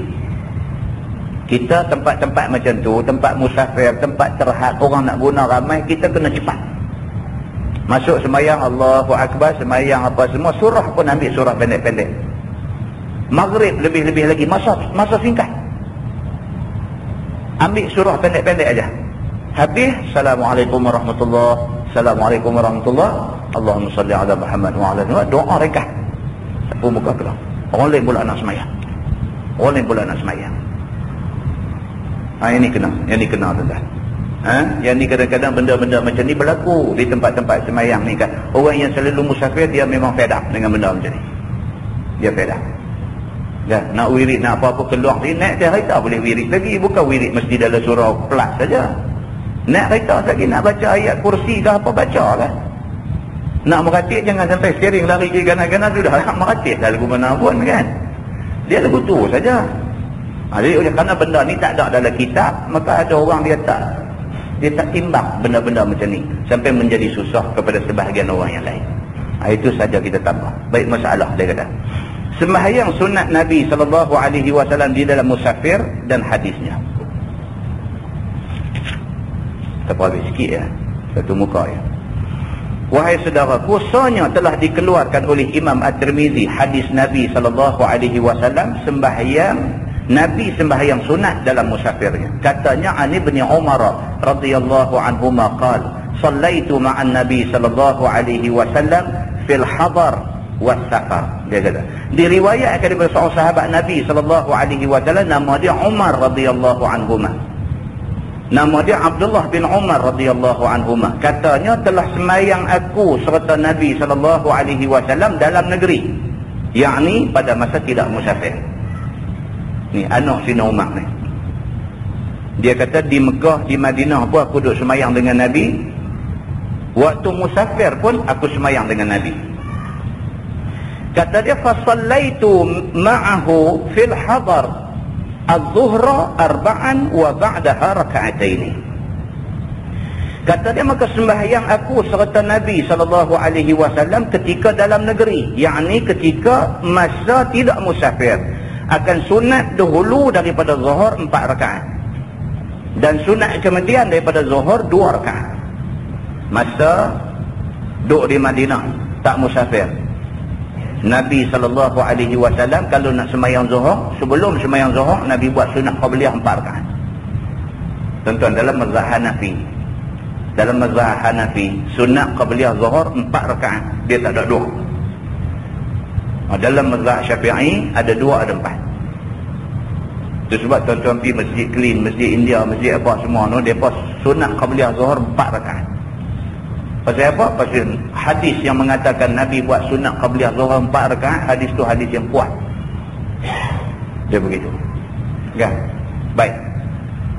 Jadi Abdullah bin Umar bin Al-Khattab ni, anak Sina Umar Al-Khattab ni, dia kata aku ni selalu sembahyang berimam dengan Nabi.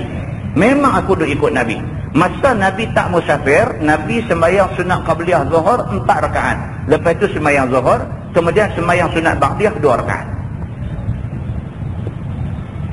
Kemudian kata dia lagi, wa sallaitu ma'ahu fi safar, dia kata az-zuhra raka'ataini wa ba'daha raka'ataini. Dan sembahyang aku serta Nabi ketika musafir akan zuhur 2 rakaat dan kemudiannya 2 rakaat. Dia kata masa musafir, sebelum sembahyang zuhur, Nabi sembahyang sunat qabliyah zuhur 2 rakaat. Masa waktu tak pergi mana, waktu tak musafir, Nabi sembahyang sunat qabliyah zuhur 4 rakaat. Tapi dalam musafir, sunat qabliyah zuhur Nabi buat 2 rakaat. Begitu. Kemudian kata dia, wal asra raka'ataini wa lam yusalli ba'daha syai'an. Dan dia kata sembahyang aku akan sunat dahulu daripada asar 2 rakaat, dan tiada sembahyang ia kemudian daripada asar akan sesuatu. Sebelum sembahyang asar 2 rakaat sunat qabliyah, dia kata. Kemudian kata dia, wal maghrib fil hadar was safari sawa'un 3 rakaat la tanqusu fil hadar wala fis safar, dia kata. Dan sembahyang maghrib di dalam negeri dan sewaktu musafir sama juga, iaitu sembahyang maghrib 3 rakaat. Tiada kurang di dalam negeri dan tiada di dalam musafir. Sembahyang fardu, dia kata maghrib, musafir ke apakah, dia 3. Dia tak ada qasar dia. Begitu. Kata dia, wahiya witrun nahar. Dia kata, dan ialah witir bagi siang hari. Dia kata. Begitu. Wa ba'daha raka'ataini. Dan sembahyang aku serta Nabi SAW akan sunat kemudian daripada maghrib itu 2 rakaat. Lepas maghrib sembahyang ba'diyah 2 rakaat. Begitu. Maknanya sembahyang maghrib tadi dia tak abang kata ada apa? Ada qabliyah 2 rakaat. Tentu tengok hadis ni. Dia kata Nabi sewaktu tak musafir, sewaktu duduk di rumah, duduk di Madinah, sebelum sembahyang zuhur qabliyah 4 rakaat. Kemudian sembahyang zuhur 4 rakaat, kemudian ba'diyah 2 rakaat. Ni sewaktu tak musafir. Kemudian sembahyang asar pun sebelum sembahyang asar 2 rakaat qabliyah.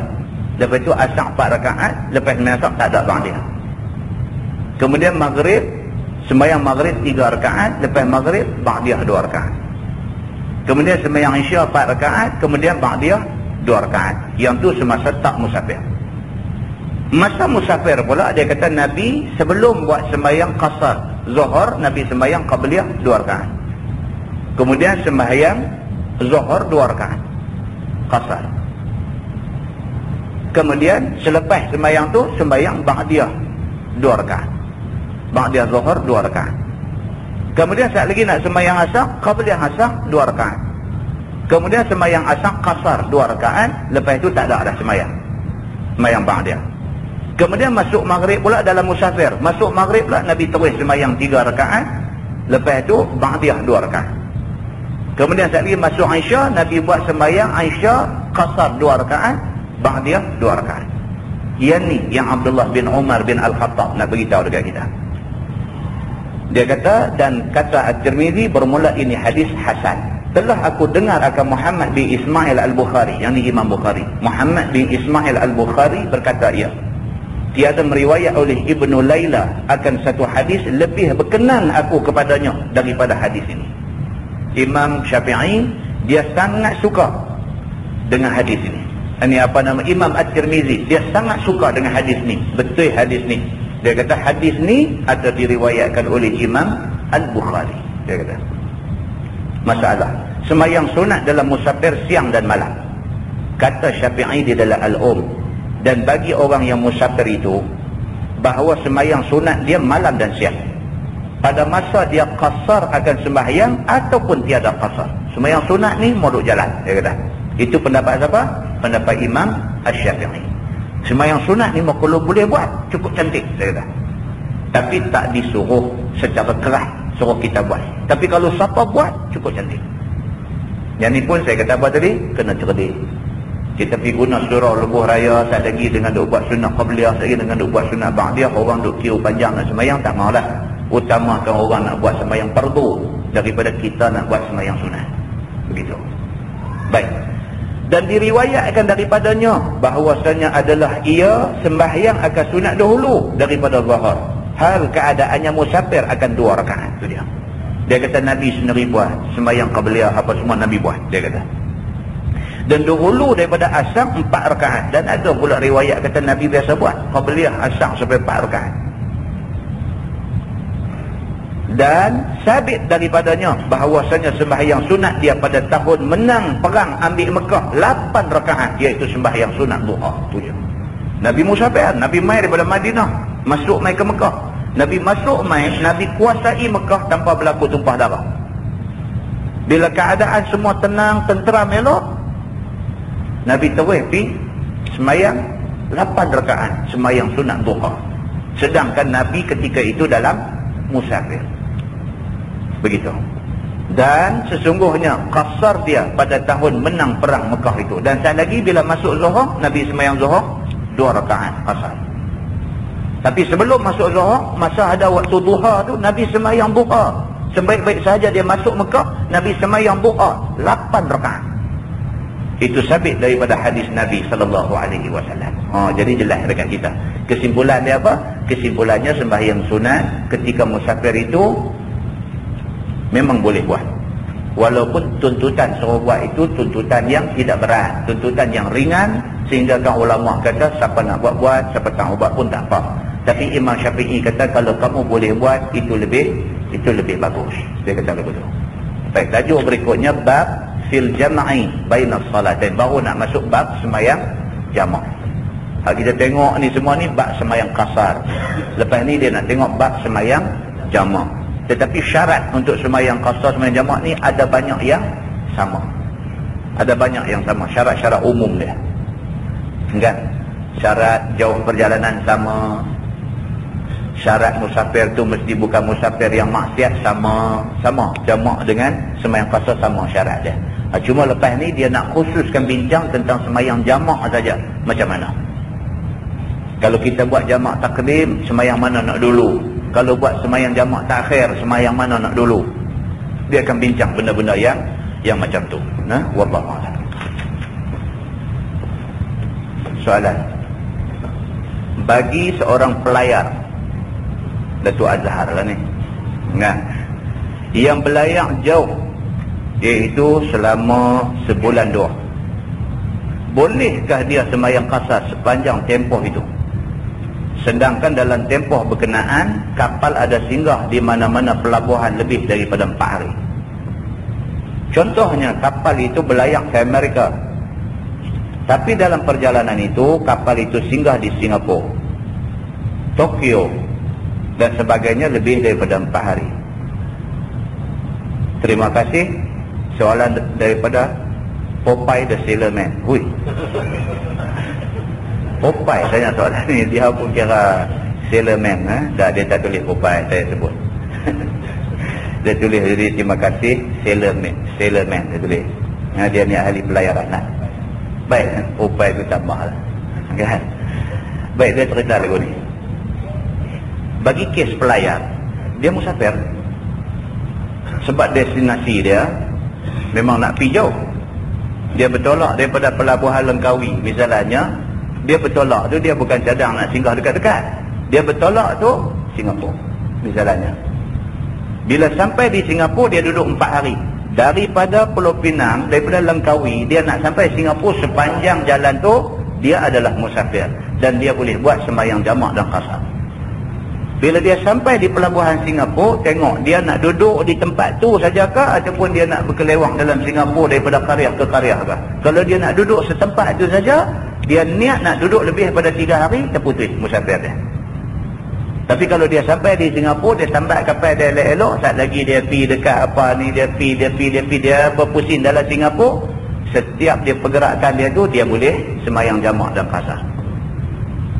Dia cerita dia sama macam kes tadi lah. Cuma dia ni, kita duk cerita kod darat, dia cerita kod laut.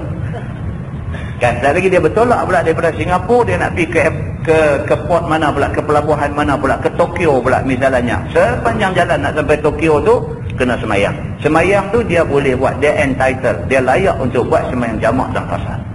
Macam itulah seterusnya, sampailah dia balik. Sampai dia balik, dia sampai di pelabuhan tu, dia masih boleh buat sembahyang jamak dan qasar lagi. Dia terputih sembahyang jamak qasar dia bila dia masuk qaryah dia. Qaryah dia tang mana? Kalau qaryah dia di Kuala Nerang, dia sampai kawasan masjid Kuala Nerang baru terputih musafir dia. Kan? Dia cerita dulu ni lah. Kalau Popeye boleh tanya nak sembahyang, alhamdulillah. Kan, yang tu aja kita nak. Kita nak orang Islam ni yang tu aja. Kita nak orang Islam ni sembahyang jangan tinggal. Yang tu aja. Tuan-tuan, selagi ada orang Islam tu tinggal sembahyang, lagi tu Tuhan tak tolong kita. Tuhan tak tolong kita. Selagi ada orang Islam tak sembahyang, selagi tu Tuhan tak tolong kita. Kan? Tuan tengok, kadang-kadang bantuan Allah tertahan. Tuhan tahan bantuan dia semata-mata kerana ada orang Islam sembahyang saf tak sama. Itu tuan fikir. Sembahyang bukan tak sembahyang, saf tak sama, menyebabkan Tuhan tahan zat pertolongan dia. Tuan-tuan boleh bayangkan orang Islam tak sembahyang. Berlaku benda ni pada Sayyidina Umar Al-Khattab ketika dia pimpin pasukan tentera nak pergi perang. Dia heran, dia turun perang-perang berasa macam boleh menang, tak menang. Esok turun perang-perang berasa boleh menang, tak menang. Semayang Sayyidina Umar ni bermunajat pada Tuhan, minta, ya Allah, apalah masalah ni sehingga semayang, sehingga turun perang tak boleh menang ni, sedangkan rasa macam boleh menang. Sayyidina Umar Al-Khattab dapat ilham bahawa ada masalah dengan saf semayang sahabat-sahabat dia. Benda ni datang dalam asar. Asar maksudnya riwayat daripada sahabat-sahabat. Umar Al-Khattab kemudiannya pastikan supaya saf ni disamakan. Pasal Nabi very particular tentang saf sembahyang. Nabi very particular. Sawu sufufakum fa inna taswiyatas sufuf min iqamatis salat. Samakan barisan kamu, samakan saf kamu, kerana sama saf itu sebahagian daripada kesempurnaan sembahyang. Saf tak sama, sembahyang tak sempurna. Hadis tu, hadis Nabi tu, sawu sufufakum tu hadis Nabi. Bila Umar pastikan benda tu semua elok, alhamdulillah, esoknya Allah bagi bantuan, menang tentera Islam. Kita ambil pengajaran daripada hadis tu. Kalau saf tak sama pun Tuhan boleh tangguh bantuan dia. Tuan-tuan boleh bayangkan orang Islam tak semayang. Ada satu orang, dia pergi jumpa adik-beradik dia lah di satu tempat. Saya ada mengajar di tempat tu. Dia tanya adik-beradik dia, dia kata, Ustaz Samsuri ada duk main mengajar kan masjid nampak ni? Dia kata ada, tapi orang tak pergi dah kuliah dia ni. Pasal apa orang tak pergi kuliah dia? Pasal dia ni suka kata kat orang menjaga pasal malam tak semayang. Dia tengok cerita, ini kata cerita-cerita. Orang tak suka dah pergi kuliah dia ni. Pasal apa? Pasal dia suka duk kata orang menjaga pasal malam tak semayang. Dia kata orang marah lah ni orang tak pergi dengar dah kuliah dia. Amboi. Kan? Kita mengingatkan, saya biasa sebut benda ni, kita mengingatkan, menjaga pasal malam ni, kita kata kok mana pun cari ruang masa untuk semayang. Saya kata lagi padan dengan orang yang nak pergi beli ni pun, time maghrib tu mereka duk timpa pergi beli. Jadi time tu bila orang pakai duk pergi beli, kawan hak menjaga ni dia tak boleh nak lari pergi semayang, dia duk sayang tu, dia duk nampak untung, dia nak dapat orang mai beli.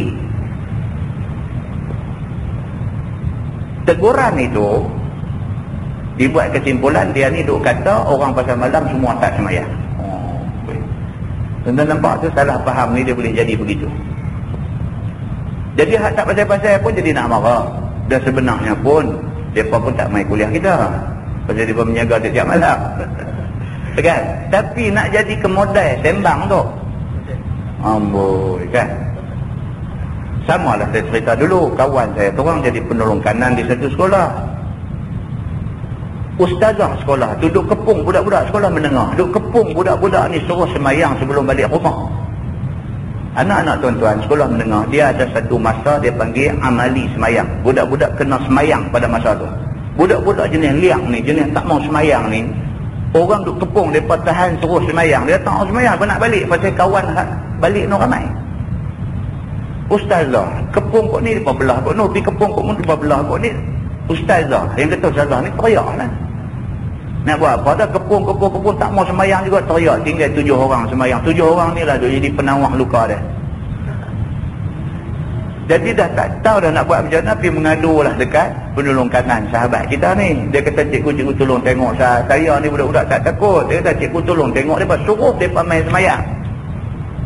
Kita nak ajak mereka bagi reti semayang, mereka tak mau semayang. Esok kata guru agama makan gaji buta, saya budak-budak tak reti semayang.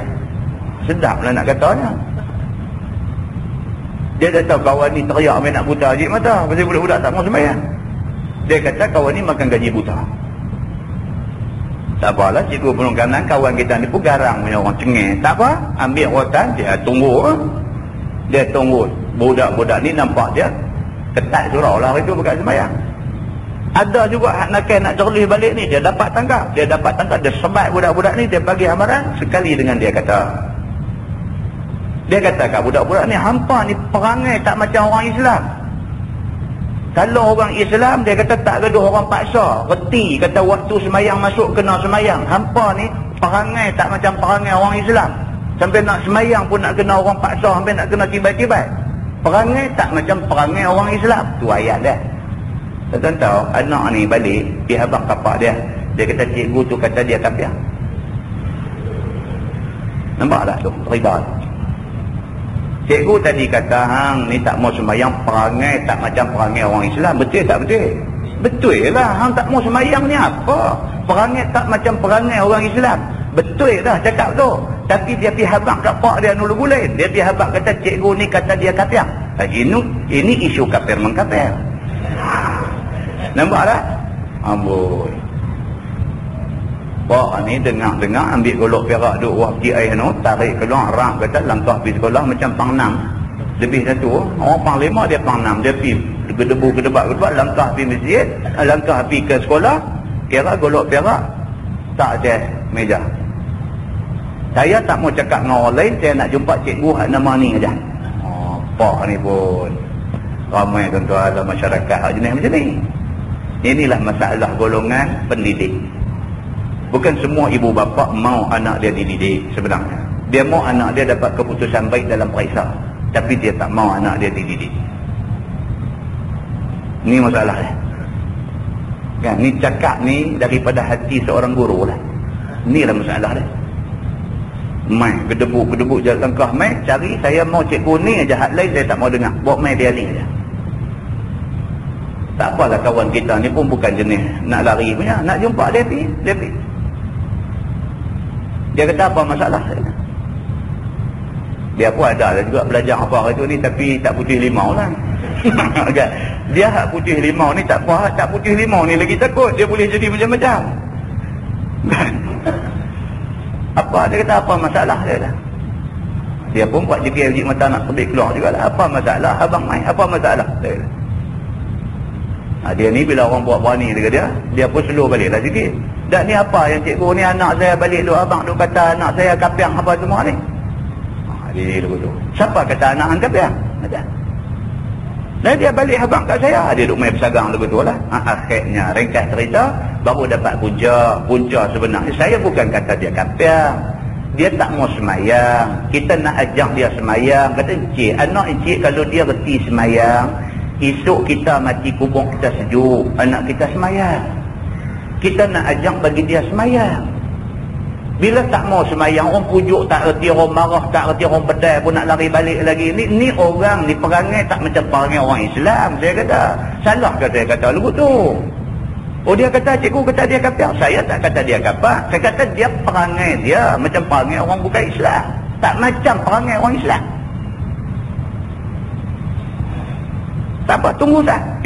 Panggil budak-budak ada lah. 6 jahanam terlibat nak lari balik ni. Panggil termasuk anak dia seorang. Mai ni dia tanya ni kawan-kawan dia semua dengar. Jadi ada saya kata hampa kafir itu. Kawan-kawan dia kata dah takut lah kena bedai pula ke apa tadi. Dah. Dah abang betul-betul saya kata lagu mana? Kawan-kawan kata lah cikgu ni kata orang tak mau semayang ni perangai tak macam perangai orang Islam. Tu dia saya kata lagu tu. Jadi pak ni pun termalu dah dalam kah pergi langgang lagu tu kan. Jadi nak katuk malu buat je nak. Dia demah anak dia pula lah. Depan-depan orang semua Kan dia bawa keluar silat siku, silat sending apa semua keluar habis lah. Muka anak jadi lempang lah itu. Cikgu pula tu bersabar, jangan pukul anak sampai macam tu. Dan ini satu kisah pengajaran. Kan satu kisah pengajaran kita nak beritahu kan. Jadi itulah ceritanya. Kadang-kadang kita kalau kita tak tegur, siapa nak tegur? Anak kita boleh kita tegur, kita siapa nak tegur? Bini kita tegur, terbalik meja-meja makan tu terbalik. Tak boleh. Siapa boleh tegur kita? Tutup imam, khatib, baca khutbah hari jemaah, inilah teguran dekat kita. Jadi bila kita dengar tu positif lah. Positif. Betul apa yang orang kata ni sabit daripada Quran, sabit daripada hadis Nabi. Kalau ada benda kita buat tak betul lah. Kan? Cerita dia lagu tu ya tuan-tuan. Kan? Jadi cuma kadang-kadang teguran orang ni kadang-kadang dia terkasang sikit. Bahasa tu, bukan apa bahasa yang digunakan tu kadang-kadang terkasang sikit. Berlebih berkurang itu kita saling maaf di antara satu sama lain macam tu. Nah, wallahu a'lam. Jadi kita syukur kepada Allah kalau ada orang-orang yang macam ni. Kita tangguhkan dengan tasbih kafarah dan suratul Asr.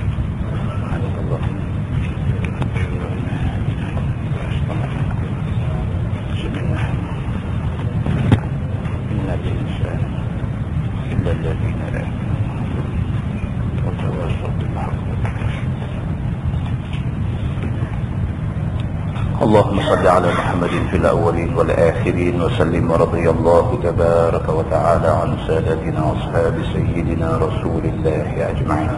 بسم الله الرحمن الرحيم. الحمد لله رب العالمين حمدا يوافي نعمه ويكافئ مزيده. يا ربنا لك الحمد كما ينبغي لجلال وجهك الكريم وعظيم سلطانك. رضينا بالله ربا وبالإسلام دينا وبمحمد نبيا ورسولا. اللهم افتح علينا فتوح العارفين وارزقنا فهم النبيين بجاه خاتم المرسلين. اللهم فقهنا في الدين وعلمنا التأويل واهدنا صراطك المستقيم. اللهم أرنا الحق حقا وارزقنا اتباعه وأرنا الباطل باطلا وارزقنا اجتنابه. اللهم اجعل جمعنا جمعا مرحوما وتفرقنا من بعده تفرقا معصوما. وصلى الله على محمد وعلى آله وصحبه وسلم والحمد لله رب العالمين. السلام عليكم.